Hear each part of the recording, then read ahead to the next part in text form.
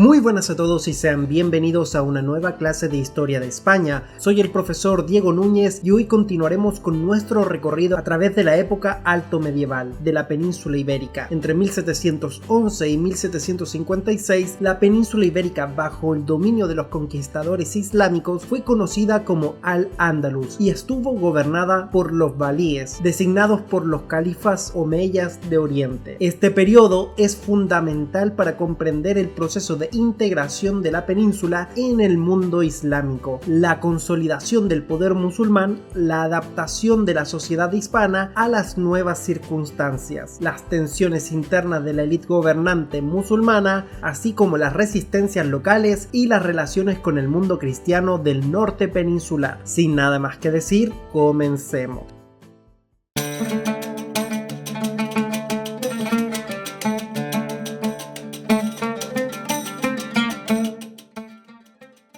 Tras la victoria en Guadalete y la muerte del rey visigodo Rodrigo, las tropas musulmanas bajo el mando de Tariq ibn Ziyad y luego de Musa ibn Nusayr se expandieron rápidamente por el sur y el centro de la península. Toledo, la capital visigoda, cayó sin gran resistencia y en pocos años gran parte de Hispania estaba bajo el control del califato omeya. El avance fue tan rápido que en menos de una década la mayor parte del territorio peninsular, con excepción de algunas áreas montañosas del norte, reconocía la soberanía musulmana. ¿Cómo fue esto posible? Por una combinación de factores: la debilidad interna del reino visigodo, la negociación con la aristocracia local, la promesa de mejores condiciones fiscales y sociales a quienes se sometiesen y la división entre facciones nobiliarias. También influyeron la capacidad militar de los invasores y la relativa tolerancia hacia las comunidades conquistadas, que podían conservar su religión y propiedades a cambio del pago de tributos. La primera década tras la invasión fue un periodo de conquista y asentamiento de la autoridad. A finales de esta fase, la península se consolidó como provincia del califato, conocida como Al-Ándalus, bajo la autoridad de un valí o gobernador nombrado desde Damasco. Este gobernador residía generalmente en Córdoba, que rápidamente se convirtió en el centro político de la nueva provincia